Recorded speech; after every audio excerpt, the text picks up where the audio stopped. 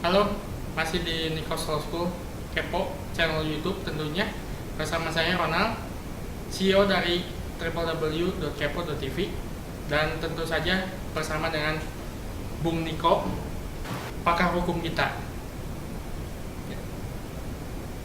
Oke, kita masih ada pertanyaan dari Kaskus, dari Agan Cufle. Tolong dibantu Gan tentang balik nama SHM. Permisi Gan, aneh buta banget sama hukum jual beli tanah. Mungkin agan bisa bantu aneh di sini menyelesaikan masalah aneh. Singkat cerita, aneh beli tanah beserta bangunan atas nama B di Pancoran Mas, Depok dengan cara dicicil selama 5 bulan dan sekarang masuk pembayaran bulan terakhir. Nah, pada saat pembayaran keempat, aneh tanya sama penjualnya, aneh, Pak atau Bu, ini nanti setelah selesai pembayarannya gimana? Kata si penjual, ya sudah Mas, selesai. Nanti surat-suratnya Mas pegang semua, mulai dari SHM, IMB, PBB. Aneh, kalau saya mau balik nama SHM gimana Pak? Penjualnya, ya bisa tinggal balik nama saja ke BPN. Kalau nggak lewat PPAT atau camat juga bisa. Aneh, oh gitu Pak, emang nggak ada biaya lain nanti? Terus setahu saya kalau jual beli tanah kan biasanya ada pajak penjual dan pembeli yang harus dibayarkan. Penjual, enggak Mas, nggak perlu, kan luas tanahnya juga nggak sampai 60 meter persegi, jadi nggak perlu yang kayak gitu. Aneh, dalam hatinya, masa sih? Datang berkasnya Gan. 1. SHM atas nama penjual si B.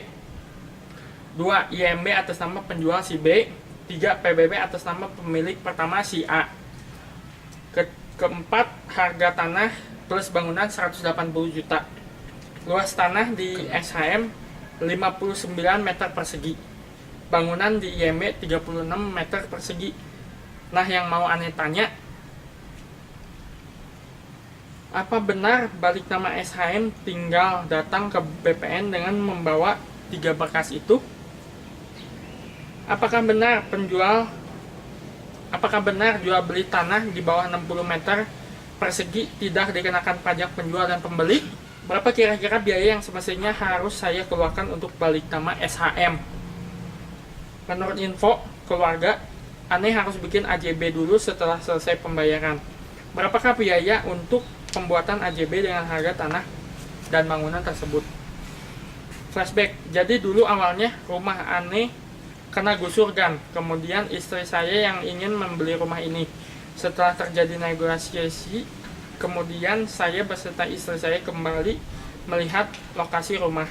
Setelah nego ulang terjadi kesepakatan dengan penjual dan penjual mensanggupi harga tersebut di atas dan bilang ke saya dan istri harga segitu sudah semuanya, termasuk biaya-biaya pajak dan notaris dan lain-lain. Mohon bantuan jawaban dan arahan dari agan-agan di sini untuk mengerti masalah aneh ini di atas. Atas jawabannya, aneh cuma bisa ucapkan banyak-banyak terima kasih. Sama-sama. Terima kasih atas pertanyaannya dari Agen Cufle ini mengenai balik nama SHM. Pertama-tama saya jelaskan dulu.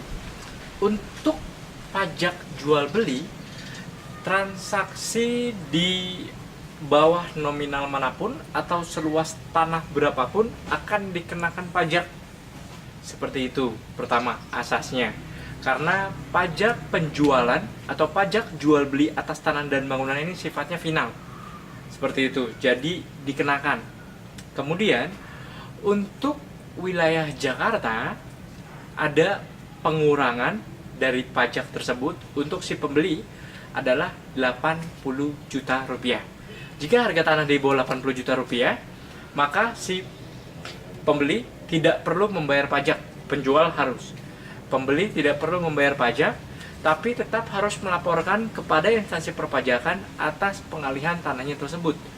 Karena ini untuk kepentingan agan juga. Nanti pada saat pelaporan SPT dari agan, PPH, tanah ini merupakan salah satu harta agan yang harus agan laporkan ketika pelaporan SPT tahunan agan.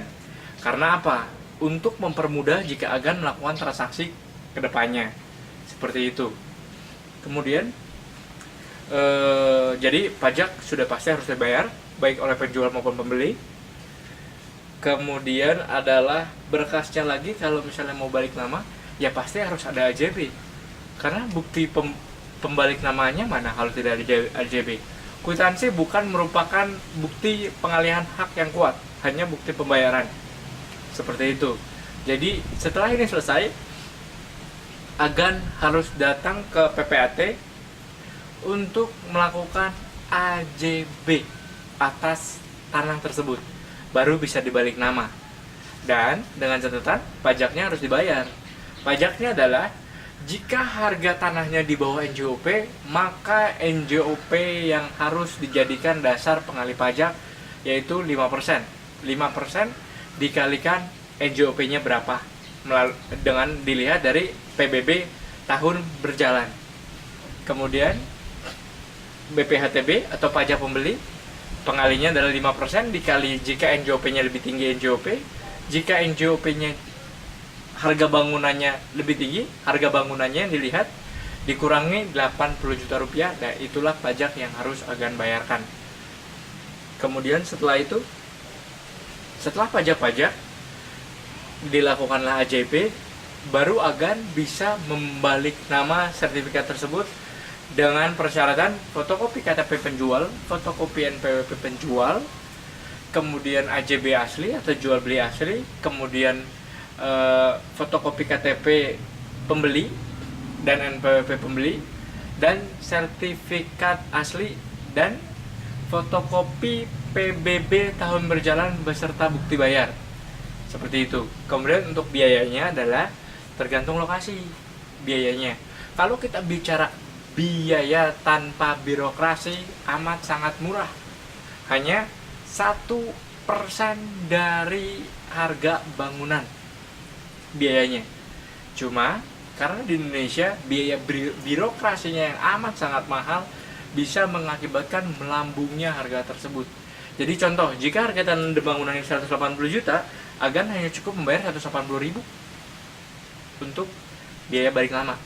Cuma dengan kenyataannya tidak seperti itu. Jika akan datang ke BPN, pasti biayanya akan berkali-kali lipat menjadi sekitar 15 juta rupiah. Seperti itu kan. Untuk jika ditanya dasar hukum dari pengenaan biaya ini adalah tidak ada, karena ini adalah birokrasi untuk memperlancar dan mempercepat serta mempermudah arus berkas serta pembalik namaan sertifikat agan. Seperti itu. Kemudian berkasnya sih cukup lumayan lengkap, berkas yang ada. Tinggal yang dilengkapi adalah fotokopi KTP dari si penjual dan NPWP, kemudian fotokopi KTP dari istri dan dari pembeli dan NPWP. Seperti itu. Jadi benar, kalau ingin balik nama harus ada AJB dari PPAT-nya, tidak bisa bawah tangan karena tanahnya sudah bersertifikat. Kemudian sertifikat aslinya, IMB-nya boleh dilampirkan. Kemudian PBB-nya tidak jadi masalah, mau atas nama siapa, yang penting ada PBB-nya. PBB-nya dalam arti ini adalah STTS-nya, tagihannya, kemudian bukti bayarnya. Seperti itu. Sekian penjelasan dari saya. Terima kasih. Terima kasih telah menyaksikan channel kami, Nikos Law School Kepo. Semoga dapat membantu dan mencerahkan. Dan jika ada pertanyaan lainnya seputar hukum, dapat mengirimkannya kepada kami. Kami akan dengan senang hati membantu menjawab permasalahan agan-agan sekalian.